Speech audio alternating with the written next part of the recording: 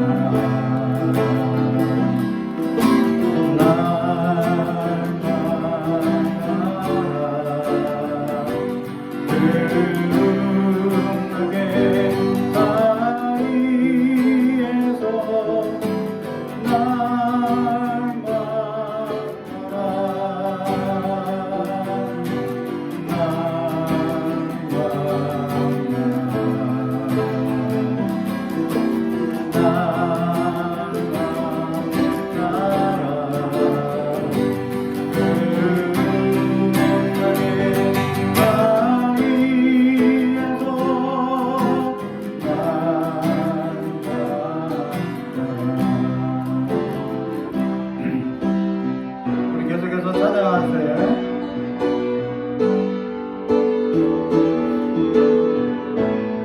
원하신 주님을 찬양합니다. 찬양하리라 이스라엘 하나님 찬양하리라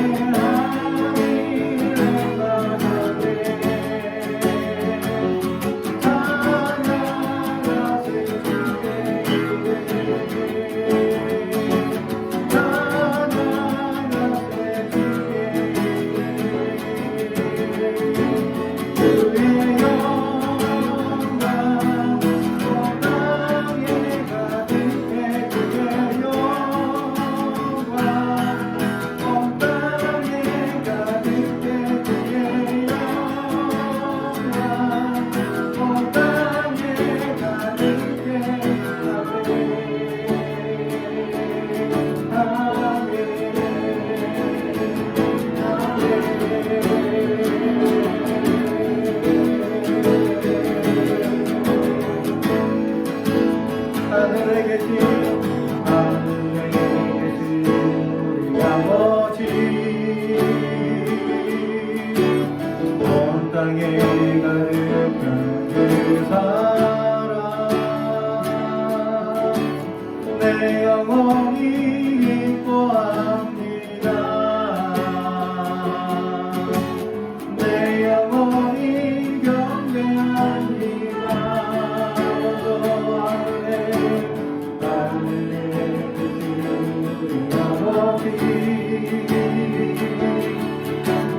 오라는 가득한 그 영광 내 영혼이 노래합니다. 내 영혼이 경배합니다. 모든 영광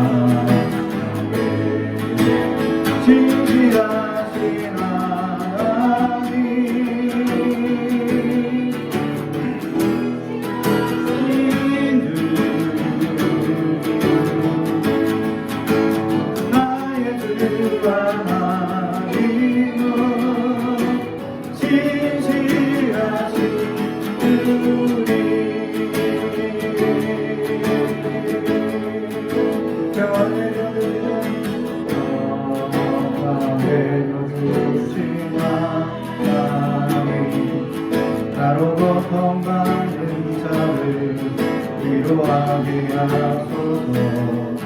나의 평생에 주의 사랑을 전하리. 진실하신 주님 찬양해. 진실하신 하나님, 진실하신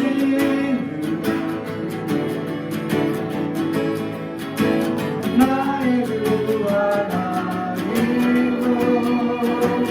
진실하신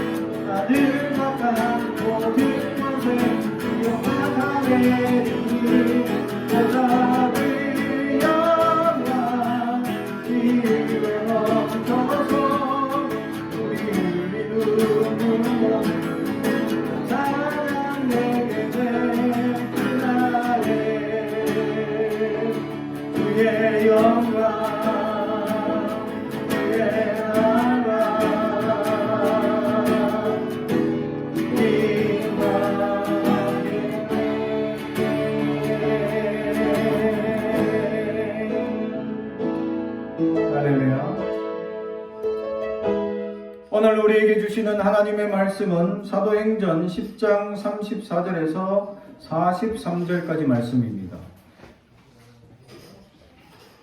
사도행전 10장 34절에서 43절까지 말씀을 저와 여러분이 한 절씩 교도 하나님의 말씀을 봉독하겠습니다.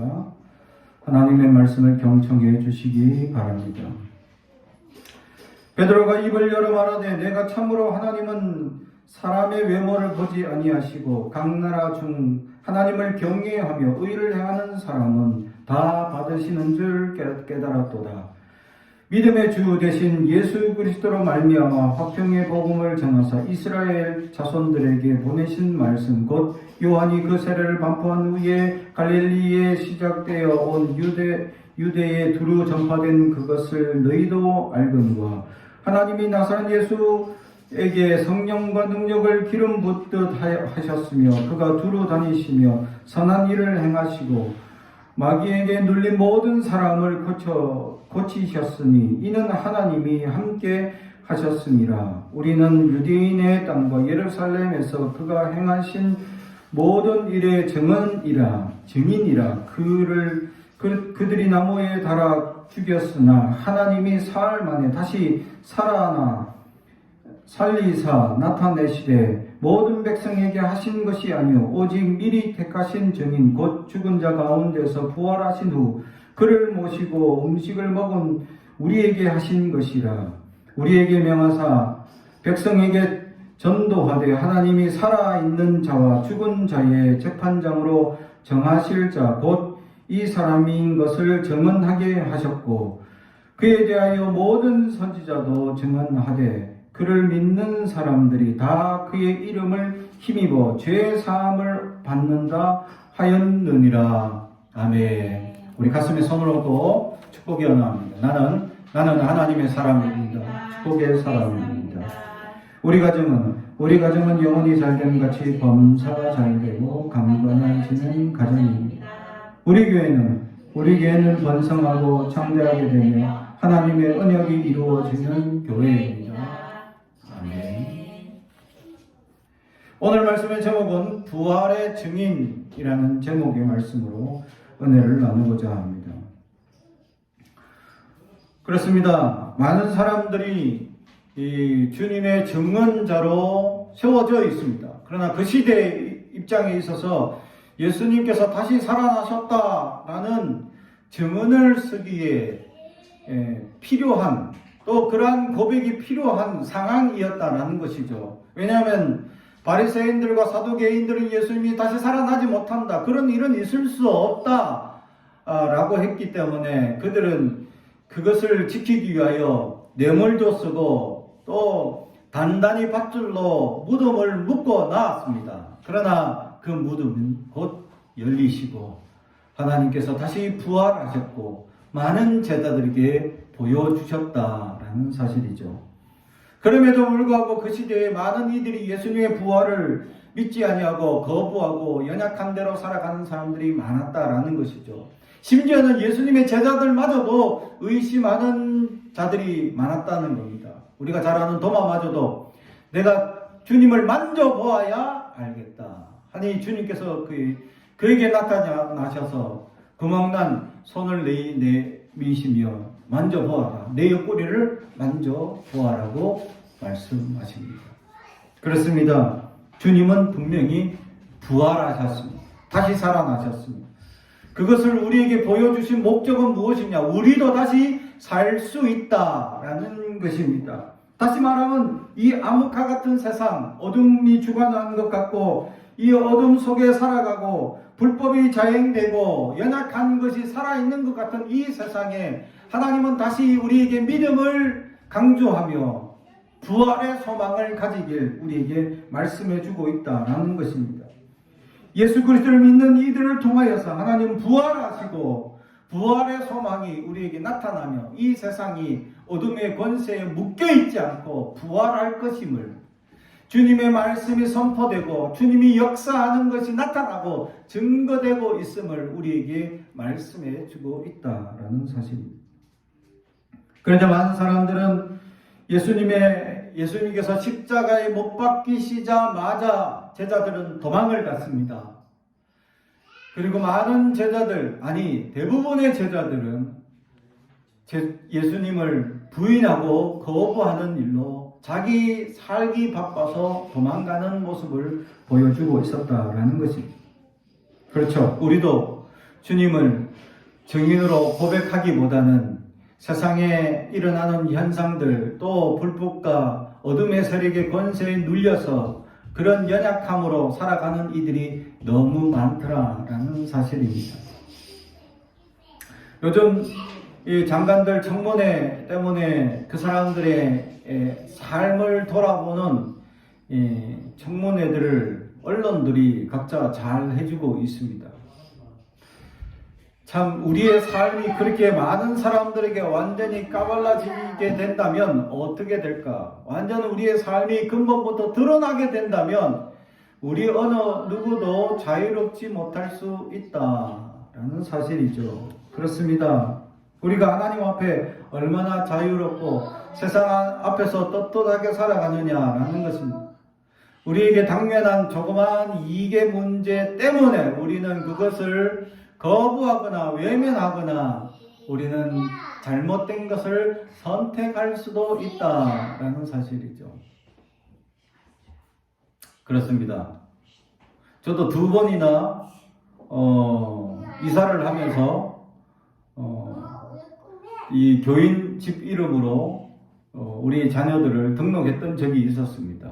그래서 특히 향기 때, 이 첫째 딸 때, 이 초등학교 입학 문제 때문에 살짝 불법을 저질렀습니다. 참 그래서 그런 것들에 연약한 사람은 없다라는 겁니다. 자식 문제가 걸리니까 좀 더 좋은 학교, 또 좋은 학군에 속해 있는 곳에 속하고 싶은 욕망이 없지 않아 있게 됩니다. 그래서 아이들을 이렇게 좋은 곳에 보내가자 하는 부모의 열망이 크다라는 거죠. 그러한 조그마한 욕심들이 모여서 우리는 크다란 죄악을 범죄하기 쉬운 연약한 사람으로 살아가고 있다는 거죠. 우리에게 결부된 이익의 문제가 부딪힌다면 과연 우리는 진실하고 깨끗한 것을 선택하며 살아갈 수 있느냐? 참 연약한 존재다라는 것입니다.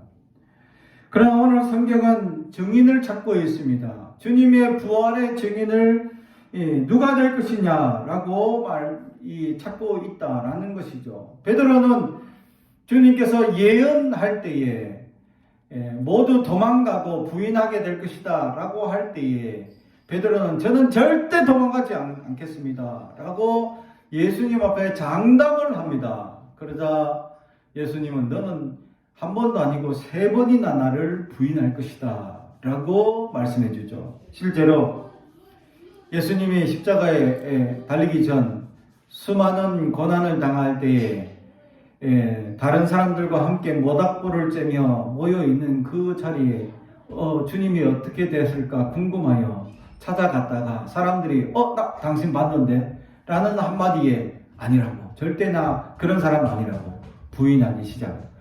그렇게 해서 3번 부인하고 난 다음에 결국 이 닭 울음소리를 듣고서야 그때서야 주님의 그 말씀이 기억되어 주님 앞에 회개하며 눈물을 흘렸던 베드로가 있습니다. 그렇습니다.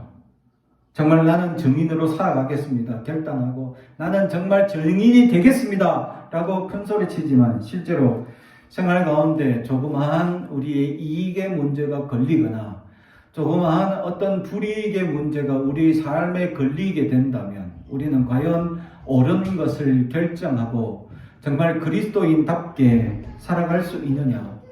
정말 우리는 그러지 못한 선택을 할 때가 많다라는 것이죠. 부끄럽게 생각하고 연약하게 생각해야 될 텐데 우리는 이익을 따지고 또 그러한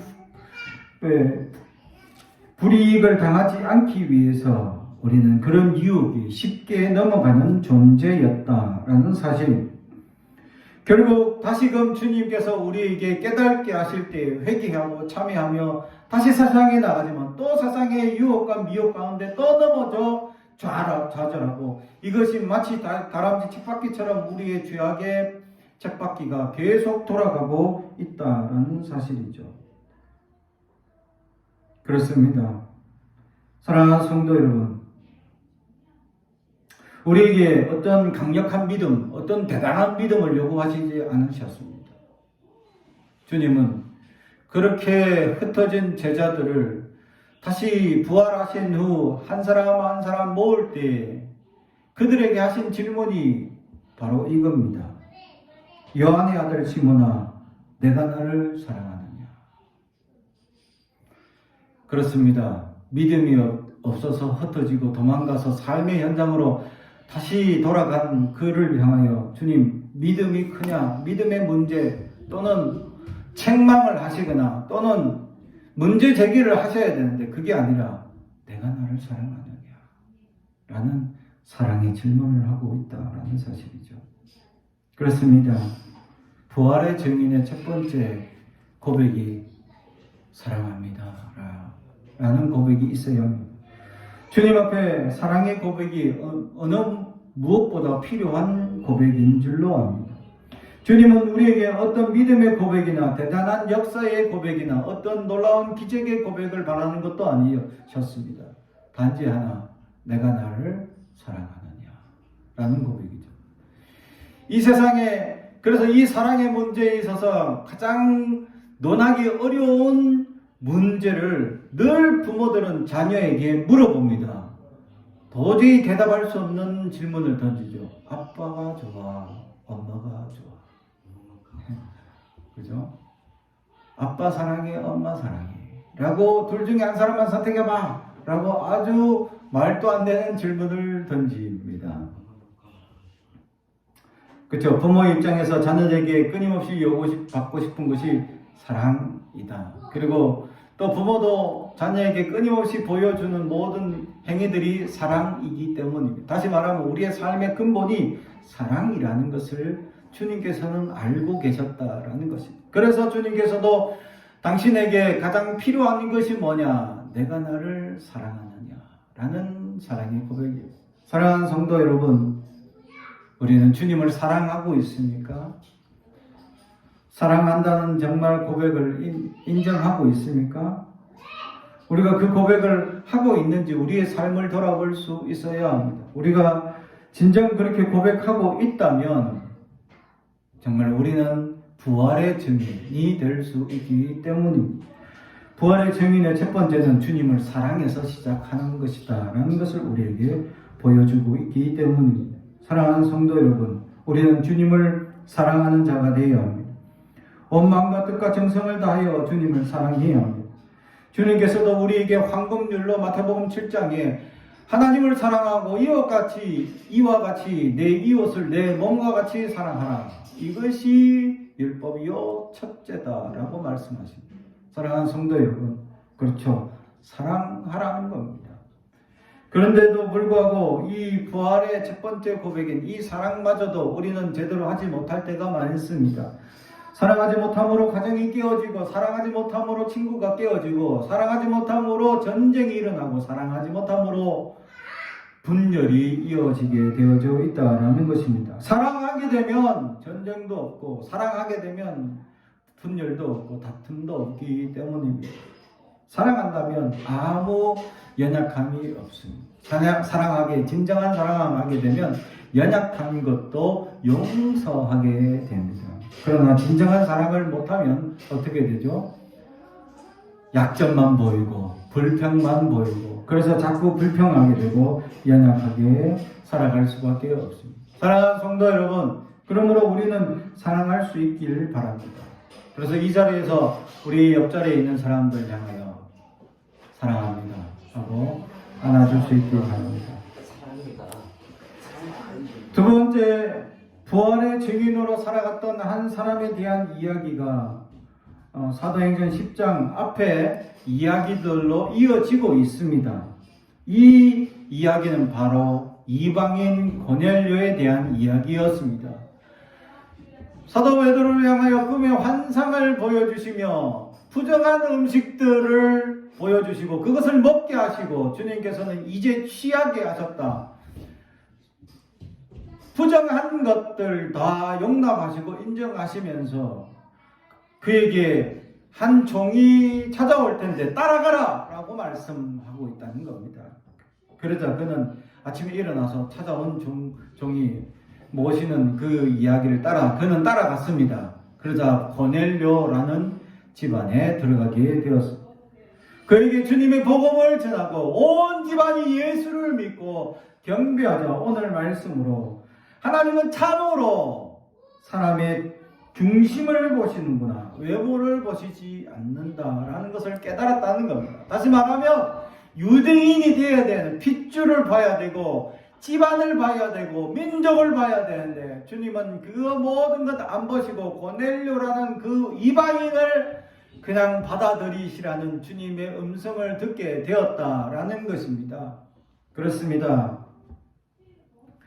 우리의 이 가치관, 우리가 틀에 매여 있고 우리가 생각하는 그 틀에 얽매여 있을 때에 하나님은 그 틀을 깨시고 우리 연약함을 인정하게 만들고 있었다라는 사실입니다. 그렇습니다.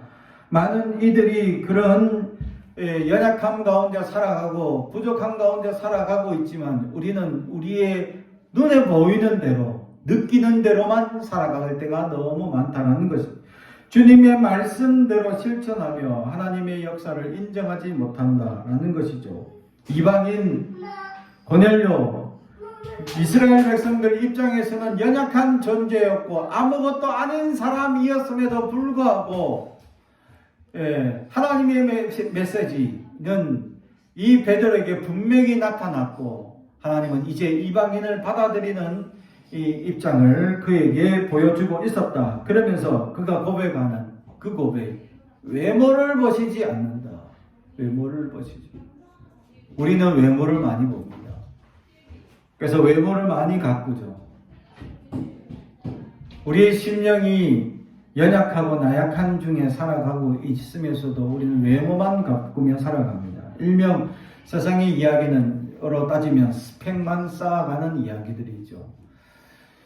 그래서 연약한 스펙은 아무리 좋아도 인생이 문제가 되면 아무리 좋은 스펙을 가지고 있다 한들 그 사람은 높은 자리에 갈 수가 없다라는 겁니다.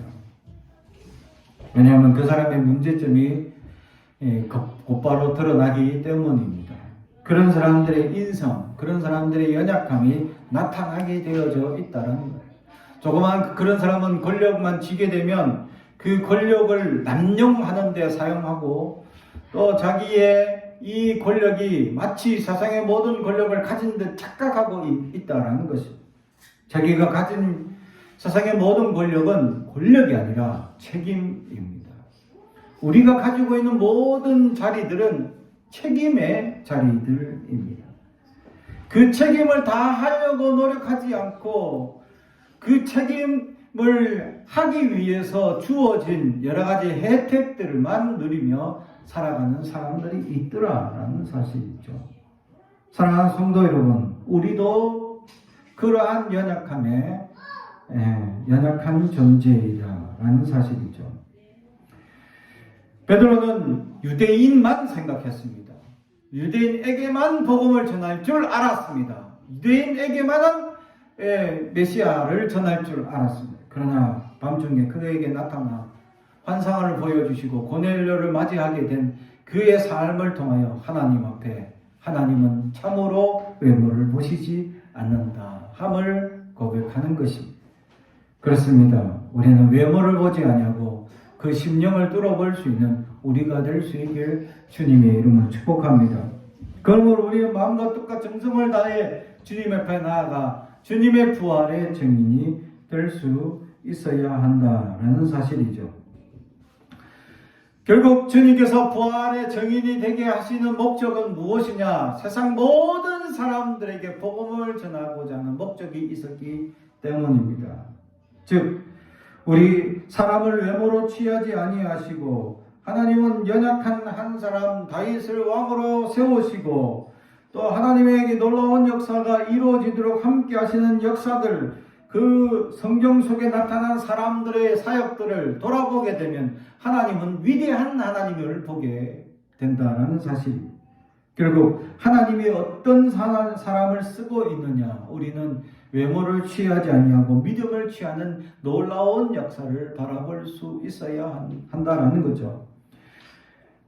출애굽을 하고 이스라엘 백성들이 가나안 땅, 약속의 땅에 들어가는 사람은 단 두 사람, 여호수아와 갈렙인데, 그나마 갈렙은 이방 사람이라는 것을 생각해 보면 유대인 한 사람, 이방인 한 사람으로 하나님은 어쩌면 균형을 어떻게 잘 그렇게 맞추셨는지, 어쩌면 하나님은 그렇게 외모를 보시지 않는다는 증거를 보이시는지. 그렇습니다. 하나님의 놀라운 역사는 우리는 보고 깨달을 수 있기를 바랍니다. 하나님께서는 온 세상에 복음이 전하길 원하고 온 세상 사람들에게 부활의 증인이 될 수 있어야 한다라는 사실입니다. 그래서 오늘 하루만은 예수님이 다시 살아나셨습니다 라고 외치며 살아갈 수 있는 우리가 될 수 있길 주님의 이름으로 축복합니다. 마지막으로 주님께서 우리에게 그렇게 증인으로 살아갈 수 있는 힘을 주시는데, 그 힘은 어디서 나타나냐? 바로 성령의 능력으로 가능하다라는 것을 보여주신다는 사실입니다. 사랑하는 성도 여러분, 우리의 힘으로 불가능합니다. 성령께서 함께 하심으로 이 땅에 놀라운 은혜의 역사를 깨닫게 하십니다. 오늘 말씀 36절, 예수 그리스도의 부활을 믿기 위하여 먼저 알아야 할 점은 그리스도가 화평의 복음을 전하러 오셨다는 사실입니다. 그리스도께서 이 화평의 복음 때문에 이 땅에 오시고 그 화평을 화평케 하시는 놀라운 성령의 은혜를 우리에게 깨닫게 하신다.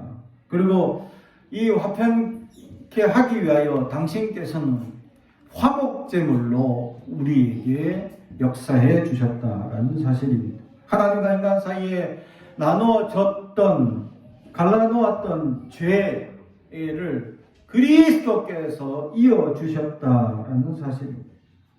그리고는 하나님과의 인간 사이에 드디어 평화가 임하게 될 수 있었다라는 사실입니다.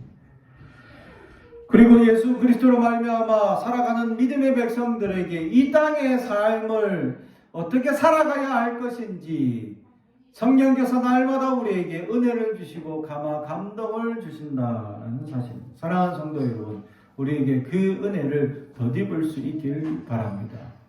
성령께서 오늘도 우리를 주관하셔서 부활의 증인으로 살아가기에 합당한 삶이 될 수 있길 주님의 이름으로 축복합니다. 우리는 여전히 연약합니다. 그래서 성령을 의지해야 합니다. 우리는 여전히 시험과 유혹에 연약합니다. 그래서 우리는 오늘도 성령을 갈구하며 부활의 증인이 되고자 갈망하며 살아가는 저와 여러분이 되길 주님의 이름으로 축복합니다. 기도하겠습니다. 사랑과 주님 가져가신 아버지 하나님 감사합니다. 주님의 부활의 증인이 되기를 원합니다. 우리의 삶이 연약하여, 우리의 삶이 부족하여, 우리는 여전히 죄악을 선택하고 불이익을 당한다는 것 때문에, 또 나약한 것들 때문에 주님 세상의 죄를 선택할 때가 많습니다. 우리를 용서하여 주옵소서. 이제 성령께서 우리를 감동시켜 주님의 놀라운 은혜의 증인으로 살아가기에 합당한 심령이 될 수 있도록 도와주시옵소서. 무엇보다 먼저 주님께서 우리에게 내가 나를 사랑하느냐 하실 때 사랑합니다 고백할 수 있는 우리가 되게 하옵소서. 예수님의 이름으로 기도드리옵나이다. 아멘.